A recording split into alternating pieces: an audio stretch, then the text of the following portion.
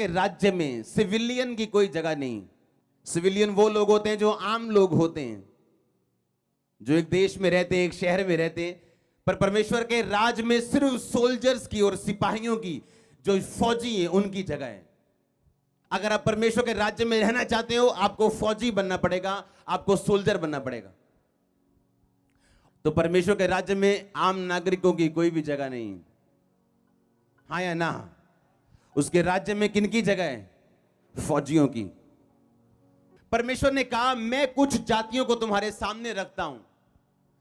चाहे वो कनान देश में एंटर कर चुके थे, जीत चुके थे, फिर भी परमेश्वर ने कहा, मैं कुछ दुश्मनों को तुम्हारे आसपास रखूंगा, ताकि जितने लोग लड़ाई करना नहीं जानते वो लड़ना सीख सकें। क्योंकि जब इजरायली लोग मिस्र से निकले थे, मान लो अगर इसकी एक की उम्र 40 साल थी, एक की उम्र 30 साल थी, एक की उम्र 20 साल थी, तो 20 वाला 40 साल बाद 60 का हो चुका था। पर उसके बच्चे, जो छोटे छोटे बच्चे थे, जो बाद में पैदा हुए थे, वो ये नहीं जानते थे कि यहोवा ने उनको आजाद किया है, और यहोवा ने इजरायलियों को मिस्र से आजाद किया, और कैसे लड़के, कैसे चिन्ह और चमत्कारों के साथ उन्होंने कनान देश पे कब्जा किया, वो ये बात नहीं जानते थे। तो परमेश्वर ने कहा, इनको लड़ना सिखाने के लिए मैं कुछ दुश्मनों को अलाउ करूंगा। चाहे मैं पहले से कनान देश इन्हें दे चुका हूं, लेकिन फिर भी कुछ दुश्मन, 5 तरह के सरदारों समेत ये जातियां इनके आसपास रहेंगी, ताकि ये लड़ना सीख सकें।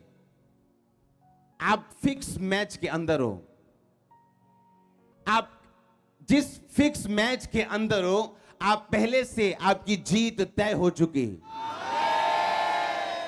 आपके आसपास जितनी चुनौतियां परमेश्वर जानबूझ के रख रहे, वो आपको ग्रो कराने के लिए, आपको लड़ना सिखाने के लिए, और आपकी टेस्टिमनीज बनाने के लिए है।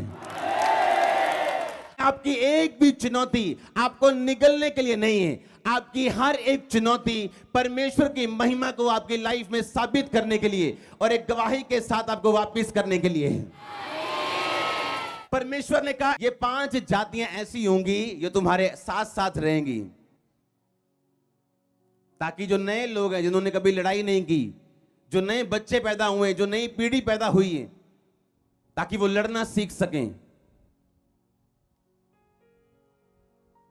अगर आप यीशु मसीह की जिंदगी देखो, तो सबसे ज्यादा मुश्किल उसे क्रूस उठाने में हुई थी।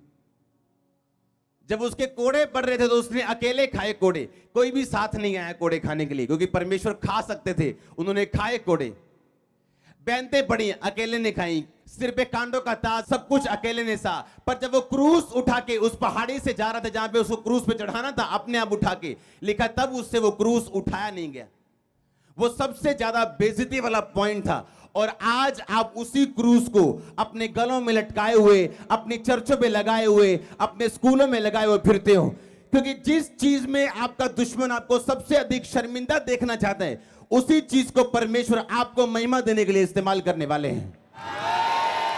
अगर आप अपनी गरीबी की वजह से शर्मिंदे हैं, गेट रेडी, तैयार हो जाओ बांटने के लिए यीशु मसीह के सामर्थ्य नाम में। अगर आप अपनी बीमारी के लिए शर्मिंदा हैं, तैयार हो जाओ अपनी गवाही चंगाई की देने के लिए यीशु मसीह के सामर्थ्य नाम में।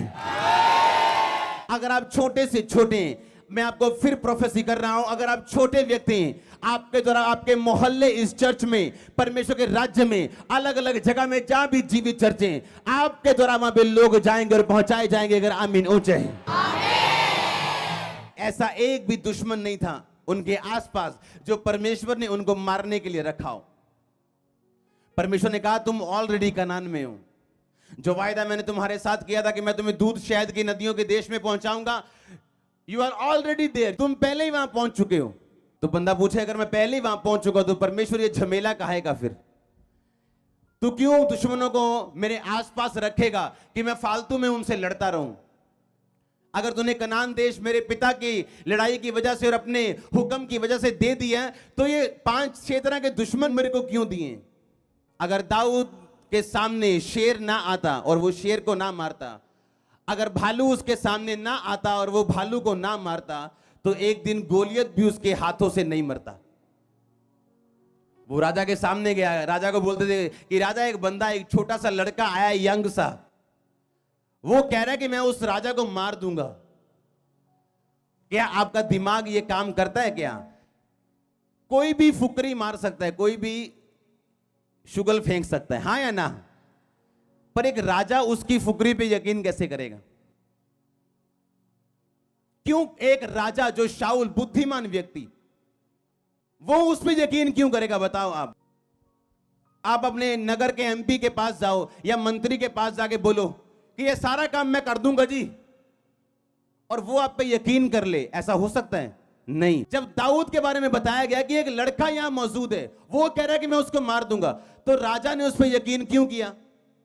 जबकि उसके बाद बड़े बड़े योद्धा मौजूद थे, क्योंकि दाऊद की बातें ये बताती थी कि मैंने शेर को इस तरह से मारा, मैंने भालू को इस तरह से मारा। अगर परमेश्वर आपको कुछ लड़ाइयां ना दे, कुछ स्ट्रगल ना दे, आप कभी भी मजबूत नहीं हो सकते अपनी लाइफ में। जो गोलियत आपका आने वाला है, गोलियत क्या है? आपका वो दुश्मन जिसे मारने के बाद, जिसे कॉन्कर करने के बाद आप अपनी लाइफ में कभी पीछे मुड़ के नहीं देखते। एक ऐसी गवाही जिसे पाने के बाद आप कभी पीछे मुड़ के नहीं देखते। पर उस गवाही को लेने से पहले परमेश्वर आपको छोटी छोटी गवाहियां देते हैं, और वो गवाहियां आपके संघर्ष से बनती, आपकी उस लड़ाई से बनती जो परमेश्वर जानबूझ के आपके आसपास रखते हैं। इसलिए उन लोगों का कभी गुस्सा मत करो जो आपके दुश्मन हैं, जो आपके खिलाफ बोलते हैं। एक्चुअली वो आपकी ताकत को बढ़ाने के लिए।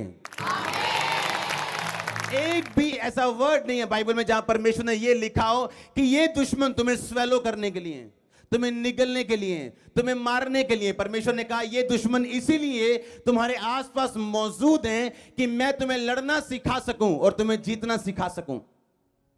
कुछ चुनौतियां आपकी लाइफ में इसीलिए मौजूद हैं कि आप उन्हें लड़ सकें और आप जीत सकें, और आप में इतना कॉन्फिडेंस और फेथ पैदा हो जाए कि आप बड़े बड़े काम कर सकें।